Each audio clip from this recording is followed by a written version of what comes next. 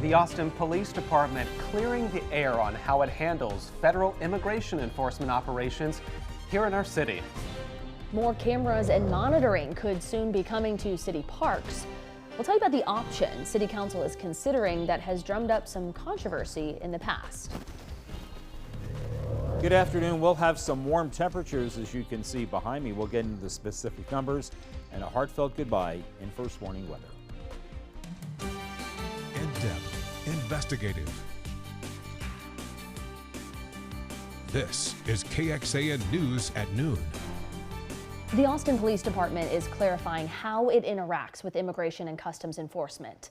We've told you previously APD's internal policies don't specifically say what an officer should do if ICE has a civil warrant. KXAN's Grace Reeder breaks down what the police chief said all about this during an update to the city's Public Safety Commission. After the Austin Police Department flagged ICE on an administrative warrant, which resulted in a woman and her daughter being picked up by ICE last month, how APD works with the federal agency has been up for discussion and under protest.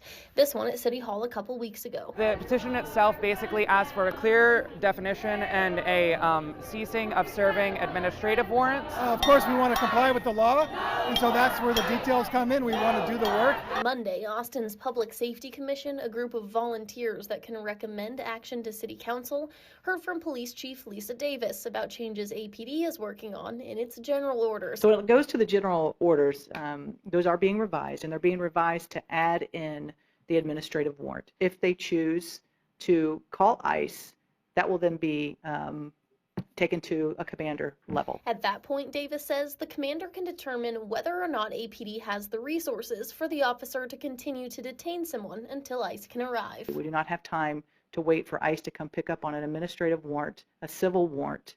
As a department, we have over 300 officers short. At the same meeting, the commission also voted to send a recommendation to City Council that could eventually require APD to provide more data about calls where ICE may be involved. Grace Reeder, KXAN News. This issue is going to be back before the same commission next month. Chief Davis said she would be back before the commission in March with the official changes to the internal policy. Going in depth, rumors were circulating online that ICE agents were targeting Austin's homeless shelters as people sought help during the recent cold snap we saw. However, the man in charge of Austin's homelessness response says ICE did not show up at Austin's overnight cold weather shelters. Police in Buda are investigating what led to a fight involving several young people and an older man. Part of that incident was captured on video, and several of those videos were sent to us here at KXAN. We've silenced this one because of some profanity in the audio, but you can clearly see several minors trying to punch a man. Police said on social media, officers responded at about 3 in the afternoon on Monday. They headed to the intersection of RM 967 and FM 1626, which is on the west side of the city. When they got there, officers say they were told a young woman on the sidewalk and an older man in a vehicle got into an argument. That then escalated into a physical fight that you're seeing in the videos. Buda police say they have not arrested anyone just yet. However, they say they have identified both parties involved and the investigation continues. Police say they were notified that students from Moe and Jean Johnson High School were holding a walkout protest on RM 967. A spokesperson from Hayes CISD told us in an email the district is aware of the video, but because it happened off campus, police are the ones investigating this incident.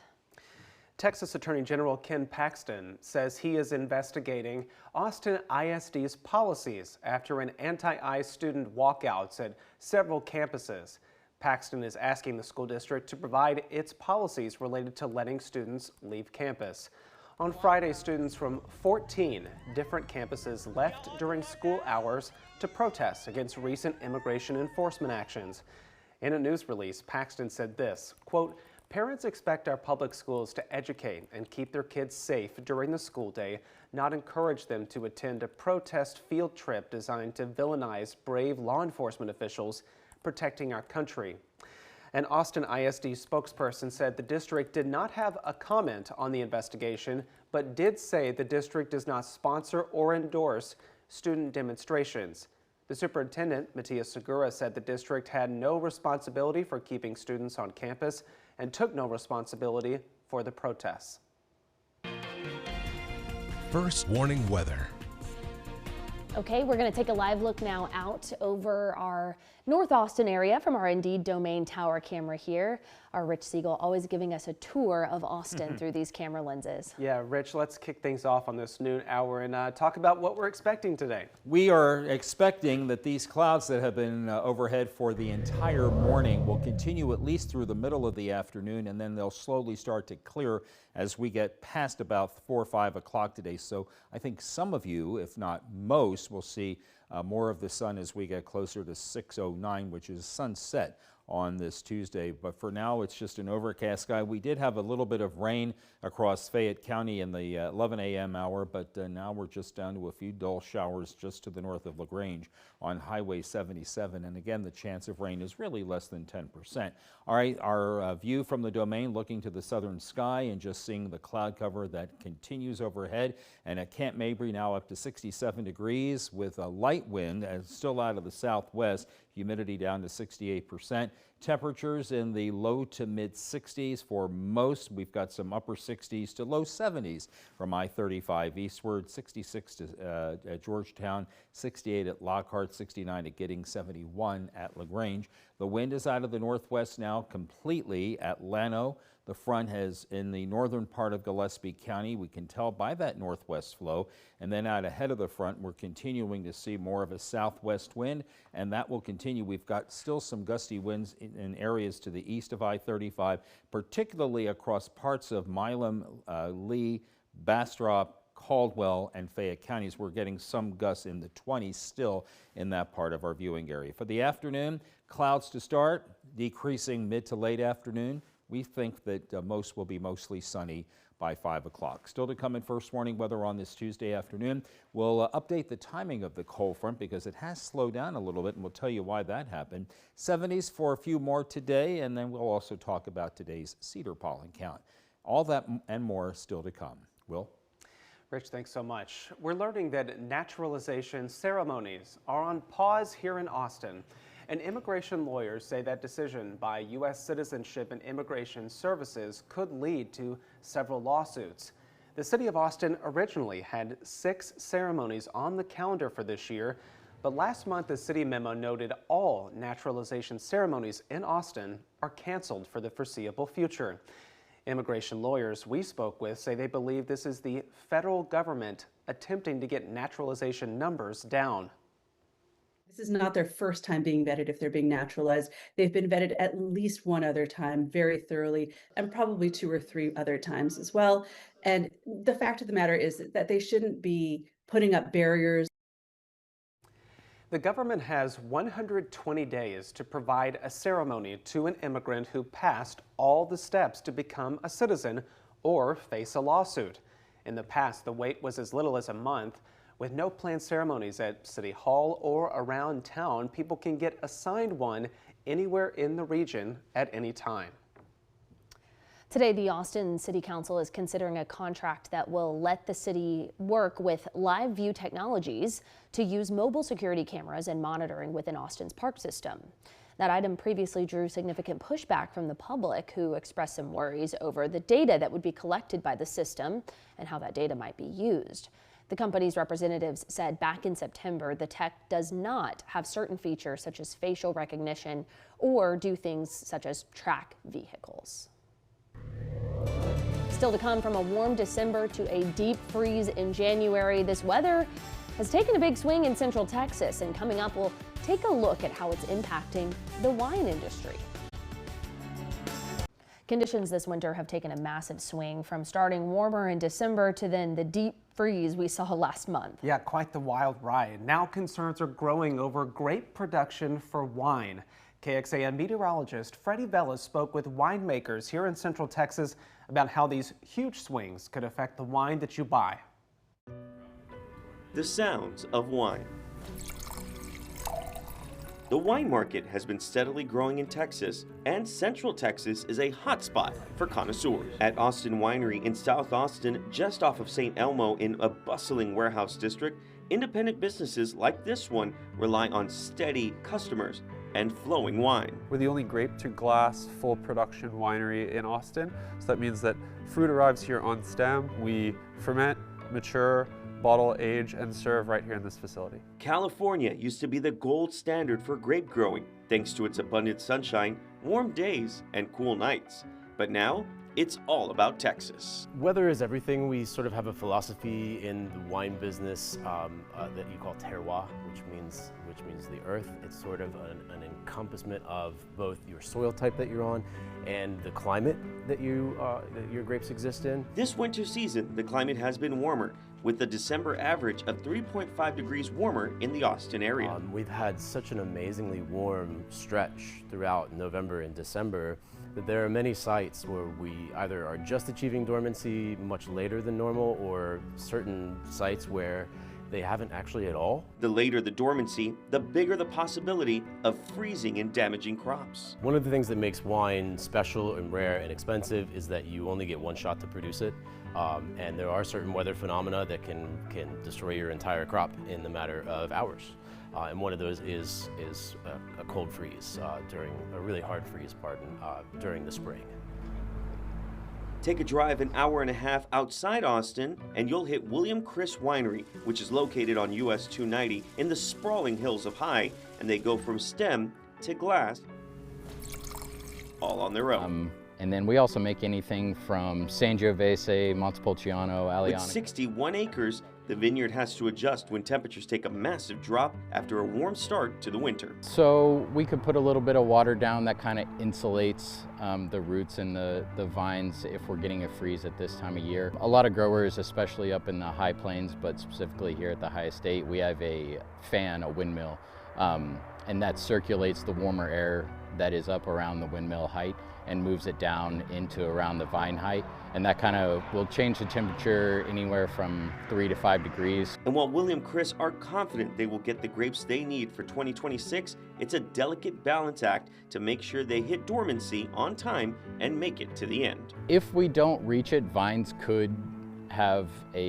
they could burst early, bud burst early. That could happen, and then you would be prone to freezes in late February, early March. In Austin, Freddie Vela, KXAN News. Such a great story that he put together there, but so interesting. Even that windmill pushing warmer air down into the vines. That's amazing. Always a fun time when you get a story about wine. I know. I was going to say, I'm not normally watching the tech. I'm usually just enjoying my wine. We made the same comment earlier today. All right, let us start. I wanted to start in, I can't remember where I was going to start here. It'll be a surprise. Just awful? Well, we'll start with these. These are the wind gust forecast at 1 o'clock. We're still looking at around 15 to 20. I don't think that we'll find that front in northwest Austin by 1. I think it's going to be delayed in getting here. I see what the problem is. The system hit start and it didn't start. So let's just reroute ourselves and we will start now out at Bee Cave. There we go. That's where we wanted to begin. Again, the overcast sky over Bee Cave at this hour. This the courtesy of our covert Bee Cave Auto Mall camera. All right, the pollen count today, cedar medium, doubled the count yesterday from 53 grains to 108 today. Elma's low, molds are lower today than yesterday, still in the low category. Here comes the front. By 4 o'clock, it should have passed the majority of the area. I think we'll see more of the clearing up in the northwest, and then we'll continue to see that clearing as the front clears the area through the mid to late afternoon hours, and then we're dry. Sunshine tomorrow with some fair weather clouds, a clear sky tomorrow night, and then we'll be sunny on Thursday, and we stay sunny all the way into the weekend. Again, these gusts by 4 o'clock should start to subside down to around 15 to 20. I don't think we'll have too many in the low 20s, and then the wind speeds will continue to lower as we get later into the afternoon, but they'll be back up tomorrow during the mid to late morning, so we'll look for some northerly winds to gust up at around 15 to 20 starting at about 10 a.m. on Wednesday. Most highs today will be in the upper 60s to low 70s, a few mid 70s to the south. Overnight lows mid and upper 30s to some low 40s across the area, and then highs tomorrow will be in the 60s area-wide, mostly the low to mid 60s. So there will be some cooling, but this is a modest cool down versus what the previous two fronts did, because this front has Pacific air behind it and no Arctic air. So that's really good news. Dry weather for the weekend. Outdoor activities are a must for this weekend, and then the clouds that we see on Sunday will start to open up with a little bit of rain on Monday. Solar forecast, it was not so good this morning and not so good now, but we do see the clearing late this afternoon, and then we are set up for a lot of sunshine Wednesday, Thursday, and Friday. 71 today with a low chance of rain. We are rain free then all the way through the rest of the week into the weekend. And then that little bit of rain on Monday. But look at these highs. Mid-60s Wednesday, that'll be about normal. Upper 60s Thursday, upper 70s Friday, and into the weekend. Woohoo! We'll be right back. We want to check back in on that forecast because we know that people are probably already looking ahead to the weekend. I think Tuesday is about when I start to make those weekend plans. Yeah, just think about this. 2 weekends ago, 20s. Last weekend, 40 Saturday, 50 Sunday. Here is my 7-day forecast. Today, upper 60s to low 70s, low to mid 60s. Tomorrow, mid to upper 60s Thursday, and then we get into that fine weather Friday, Saturday, and Sunday with most highs in the mid to upper 70s. A little rain possible today, a little rain possible on Monday. I could listen to you do that 7-day all day, Rich. I'll put it on your phone. I need a recording of you. Get a recording of it, yeah. We're soaking it in, and we're going to take a moment here to shine a little light on our friend Rich, because he is one of the, I'm going to get emotional, don't look at me. One of the most hardworking and one of the kindest people that I have met. Thank you. I have so enjoyed sharing this little stand that we share here, talking sports. So many people in the building have endless memories over the decades that this man has been in the business, but he is leaving us. We will see him from time to time filling in, so it's not a goodbye forever. I have a CW fill-in on the 16th because Freddie is off, but this is going to be, at least for now, unless they call me in to fill in my last midday. It's been a joy working with both of you. Yeah. Promised I wasn't going to do this. I know. It's been a joy working with all of our producers. We've had many, particularly now Brad and Mackenzie, and as I mentioned on CW, you can't do this show without fine production staff, and we do have that with Ali and Cameron and David and Forrest, and just a wonderful staff that we have here. I've had 45 years of this. It's time for me to step aside. I'll be filling in on weekends until they name my replacement, so you're not quite done with me yet, but as far as the midday shows and mostly during the week, this is going to be my final show, and thank you all very much for allowing me to deliver weather to you for these many months and years. Well, Rich, I just wanted to say it has been incredible to watch a master of what he does so well every single day. It is an honor to watch you do your job and work alongside you and call you a friend. Thank you. Same here. However, there are a few familiar faces that also wanted to share a message for you on this incredibly special day. So let's hear from them now. Well, sad to see that Austin is losing its best voice on television that could say absolutely anything and make it sound like the most authoritative and believable thing in the world. These eggs are the best eggs, David, that I think I've ever had. It's Austin's loss. It's your gain, though. You have earned a retirement. I hope you relax. I hope you enjoy. It's been a heck of a journey with you, my friend, from being your intern at News 8 Austin to you guiding every career and many personal decisions that I've made along the way, to you now meeting my son, Arlo. Love you so much, buddy. Really happy for you. Rich, congratulations. I'm so excited for you. The day has finally come. You're going to get so much sleep. You're going to get to come to Dallas to visit. I'm in the car right now, actually heading back from a shoot. So when I'm not working, though, I cannot wait for you to come visit and show you around. I'm so proud of you. Mwah. Enjoy your retirement. Hey, Rich, it's Jim. Just want to say congratulations on your retirement. I know you're going to spend a lot of time, just like I am right now, in a recliner. Not necessarily with a couple of dogs, but they're sure nice to have. Anyway, I'm super, super happy for you. You're going to love it. Not having to go to work every day is such a treat. Hopefully we'll get to spend some more time together too. I've known you longer, I think, than anybody else in this town since Wichita Falls days, and you've had an amazing, amazing career, And I couldn't be happier for you and happier that you're winding down your career at KXAN. Love you, Rich. See you soon. I've known him for 41 years. Wow, that is incredible. And it looks like a pretty nice life to lead once you leave this. And I need to buy a recliner now. Yeah. I appreciate David, Jaylen, Jim for their kind words and yours as well. So thank you, and thank to all of you. Yeah, we reached out to them and asked them to do this, and it was the quickest yes, and sending back those videos. But Rich, this is also for you. It's only a small token of how much we appreciate you and the incredible job that you've done. So congratulations on your retirement. You fully deserve this, and I hope that you get lots of good sleep after this too. Tomorrow. Yeah.